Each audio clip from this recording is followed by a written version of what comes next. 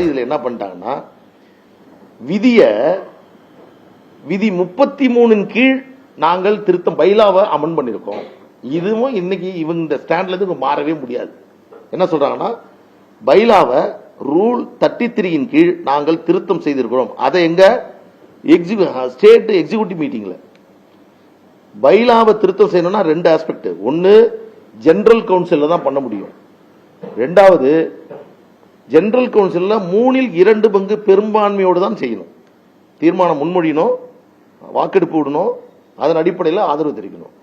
ஆனால் இவர்கள் எக்ஸிகியூட்டிவ் மீட்டிங்ல வச்சதாகவும் ரூல் 33 கீழ் திருத்தம் செய்ததாகவும் பிரமாண பத்திரத்தை போட்டாங்க.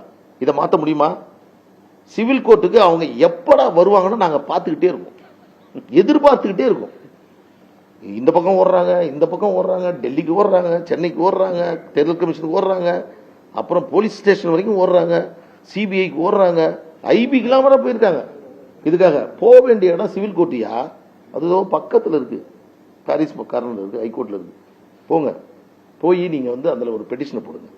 அதுல விதி 33 சொன்ன பாருங்க, அது என்னன்னா பைலாவுடைய சப்ரூல் அமன் பண்றதுக்காக உள்ள ப்ரொவிஷன். அது பைலாவுடைய சப்ரூல், அதாவது பாட்டாளி மக்கள் கட்சியினுடைய விதியினுடைய துணை விதிகளை உருவாக்குவதற்கு விதி 33 கீழ் செய்ய வேண்டும் அப்படின்னு இருக்கிறத எடுத்து நாங்க பைலாவே மாத்திட்டோம்.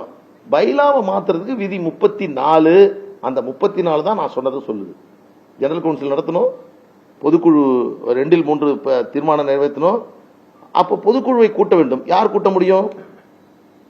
கட்சி பொதுக்குழுவால் தேர்ந்தெடுக்கப்பட்டு தலைவராக செயலாளராக இருக்கக்கூடியவர்களால் தான் கூட்ட முடியும். தலைவர் அதில் தலைமை தாங்க வேண்டும். இதை கூட்டக்கூடிய அதிகாரம் உங்களுக்கு வந்திருக்கா?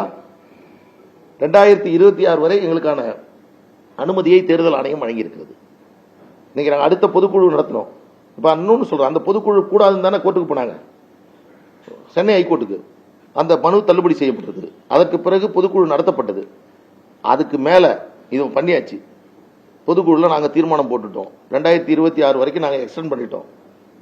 உங்களுக்கு கிளாஸ் எடுக்கிறோம்னா அவங்களுக்கு எடுக்கிறேன்னானே தெரியல, அவங்களுக்கு எடுக்கிற மாதிரி தான் இருந்தாலும் போயிட்டு போகுது. நம்மளோட பழகிட்டு இருந்தவங்க தெரிஞ்சுக்கிட்டோம். 26 வரைக்கும் எக்ஸ்டெண்ட் பண்ணது தப்பு, அதை பண்ணக்கூடாது அப்படின்னா கோர்ட்டுக்கு போனாங்களா? நான் சொல்றதுல ஏதாவது லாஜிக் இல்லைன்னா நீங்க திருப்பி என்கிட்ட கேளுங்க. அதுவும் பண்ணல. அப்போ இப்போ எங்களுக்கு தான் வெற்றி, எங்களுக்கு தான் வெற்றி. இது ஒரு ஒரு மனநிலை பாதிக்கப்பட்டவங்க எப்படி வேணாலும் பேசலாம், நம்ம பேச முடியாது.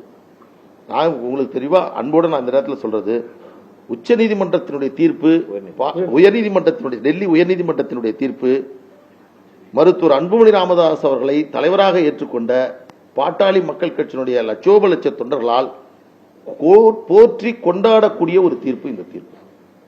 இது எந்த விதத்திலும் எங்களுடைய அதிகாரத்தை பறிப்பதாகவோ இதை மாற்றி அவர்களுக்கு கொடுப்பதாகவோ யாருக்கும் அதிகாரம் என்று சொல்வதாகவோ எதுவுமே இதில் இல்லை.